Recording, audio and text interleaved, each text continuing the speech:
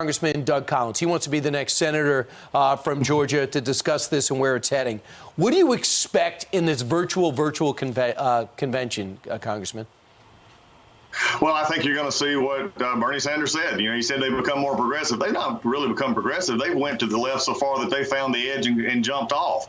I mean, their message is going to be continually more big government, more control in life. I mean, you heard it laid out there. They have a vision that, and frankly, though, the underlying vision is not really their left politics. It's the hatred of Donald Trump. They do not like Donald Trump. This has been started since 2016, and all they want to do is beat Donald Trump. They don't have a vision for how America be. They only have a vision of beating Donald Trump. Well, they do have a message right now, and that is Donald Trump is trying to screw up the post office. So essentially, we had Miranda Devine with us about an hour ago. She said so that if the Democrats lose, they've got an alibi why they lost, just like last time they had an alibi. Oh, Russia collusion, even though that didn't turn out.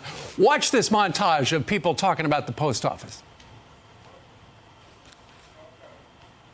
I am deeply, deeply concerned about Trump's effort to undermine American democracy by defunding the Postal Service. People should not have to put their lives on the line and get sick and maybe die in order to cast a vote. Do you believe in American democracy? We have a crisis now. It's a crisis in democracy. This is about the future of American democracy and whether people have a right to participate. This is a crisis for American democracy. We've got to act and act now. So there you've got tonight's keynote speaker, Bernie Sanders, talking about the post office. Congressman, I know Nancy Pelosi said yesterday she's going to be calling you back to the home office early to take up some sort of legislation. But really, isn't this a squeeze play to try to get the Republicans to agree to that $3.5 trillion coronavirus bill that does have $25 billion worth of bailout money for the post office? Yeah, this is all about politics, but I want to take it a step further, and you can just hear it in Bernie Sanders' voice. This is about Democrat voter suppression. They have a problem. It's called Joe Biden, and they don't like what the election they don't think is going to mean because they believe that Trump is going to be strong, and we believe he's going to get reelected. But when you're calling on the post office, let's look at actually what's happened. All the Postmaster General said was to states, make sure that your voter laws align with what we can actually do with the post office. Right. And there's so many theories out there that is just really sad. And the reason I know this is political and not really after something and how they wanted to set it is when Speaker Pelosi sent a letter to her colleagues. She talked about Social Security checks not being sent out. Folks, we know that President Obama put everything for the most part on electronic payment for Social Security. This is a scare tactic. They're simply trying to scare voters into thinking something is wrong with the voting system and that they can't go and vote, and the Republicans are doing it to them. And this is what this is, and it's really wrong.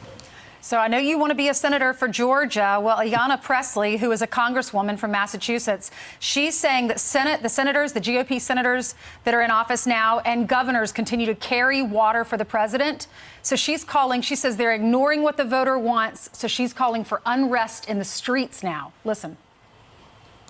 This is as much about public outcry and organizing and mobilizing and applying pressure so that this GOP-led Senate and that these governors that continue to carry water for this administration, putting the American peoples in harm's way, turning a deaf ear to the needs of our families and our communities, hold them accountable. Well, make the phone call, send the email, show up. You know, there needs to be unrest in the streets for as long as there's unrest in our lives. Congressman Collins, your thoughts?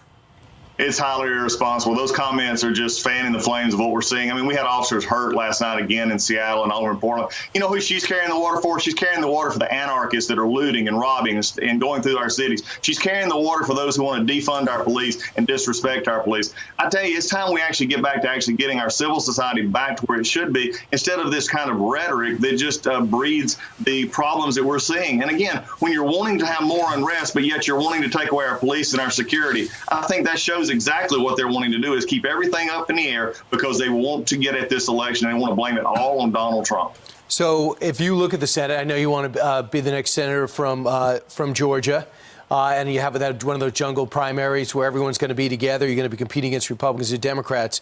If you look at Colorado, Arizona, if you look at Montana and North Carolina, it looks like all those Republican senators are in trouble. Alabama looks like it could reverse. Are you getting worried that the trend is trending against Republicans? The president's closing the gap, but the Senate isn't. What is the buzz amongst your party?